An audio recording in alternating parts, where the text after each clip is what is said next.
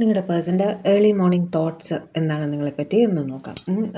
എണീറ്റ പാടെ രാവിലെ നിങ്ങളെക്കുറിച്ച് ഓർത്തിരുന്നെങ്കിൽ എന്തായിരുന്നു ഓർത്തത് എന്ന് നമുക്ക് നോക്കാം. Okay, emperor, okay, 2 of cups, strength,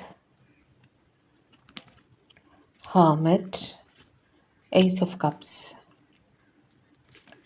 6 of pentacles, queen of swords, and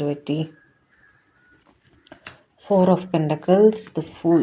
okay, യൂണിയനെ കുറിച്ച് ആലോചിച്ചിരുന്നു കേട്ടോ. നിങ്ങളെ കാണാൻ വരാറായിട്ടുണ്ടോ?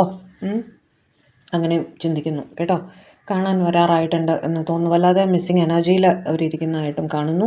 കുറച്ച് ദിവസം കൂടി കഴിയണം നിങ്ങളെ കാണണമെങ്കിൽ. അതുകൊണ്ട് തന്നെ ക്ഷമ വേണം എന്ന് സ്വയം പറഞ്ഞ് പഠിപ്പിക്കുകയായിരുന്നു.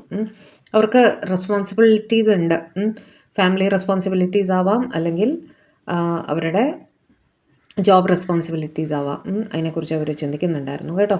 ഒരുപാട് സ്നേഹത്തോടെ തന്നെയാണ് നിങ്ങളെക്കുറിച്ച് ഓർത്തത്. രാവിലെ 6 of Pentacles വെച്ചിട്ട് നിങ്ങളുമായിട്ട് ഒരു ഈക്വൽ ഗിവ് ആൻഡ് ടേക്കിൽ എത്തണമെന്ന് അവർ ചിന്തിക്കുന്നുണ്ടായിരുന്നു. നിങ്ങളുടെ ഇടയിൽ എന്തോ ഒരു മിസ്അണ്ടർസ്റ്റാൻഡിങ് വന്നിട്ടുള്ളതായിട്ട് കാണുന്നുണ്ട്, ഒരു മനസ്താപം വന്നിട്ടുള്ളതായിട്ടും കാണുന്നുണ്ട് കേട്ടോ.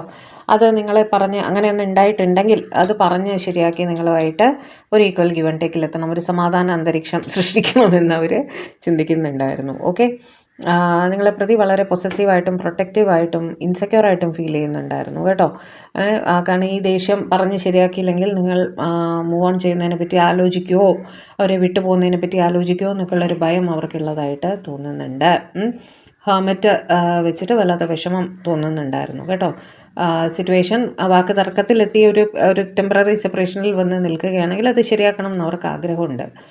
അവർ വിചാരിക്കുന്നത് അവരുടെ എടുത്തുചാട്ടം കൊണ്ട്, അല്ലെങ്കിൽ സീരിയസ്നെസ് ഇല്ലായ്മ കൊണ്ട്, കാര്യങ്ങൾ സീരിയസ് ആയിട്ട് ഹാൻഡിൽ ചെയ്യാത്ത കൊണ്ട്, വളരെ ലൈറ്റായിട്ട് എടുത്ത് അതങ്ങനെ മതി എന്നുള്ള രീതിയിൽ അവരുടെ ഭാഗത്ത് നിന്ന് ഒരു പെരുമാറ്റം ഉണ്ടായിട്ടുണ്ടെങ്കിൽ അതുകൊണ്ടാണ് ഈ ഒരു മനസ്താപം ഉണ്ടായത് എന്ന് അവർ മനസ്സിലാക്കുന്നു കേട്ടോ. അവരുടെ ഭാഗത്ത് നിന്ന് എന്തോ ഒരു വീഴ്ച പറ്റിയിട്ടുണ്ട്, അത് പറഞ്ഞ് ശരിയാക്കണം എന്നാണ് അവർ ചിന്തിക്കുന്നത്. നൈറ്റ് ഓഫ് കപ്സ് വീണ്ടും അത് തന്നെയാണ്. നിങ്ങളെ കാണുമ്പോൾ നിങ്ങളെ സമാധാനമായിട്ട് സംസാരിച്ച് വീണ്ടും അവരുടെ വഴിക്ക് കൊണ്ടുവരണമെന്ന് അവർ ചിന്തിക്കുന്നുണ്ട്. നിങ്ങളുടെ റിലേഷൻഷിപ്പ് ശരിയാക്കി എടുക്കണമെന്ന് അവർ ചിന്തിക്കുന്നുണ്ട്.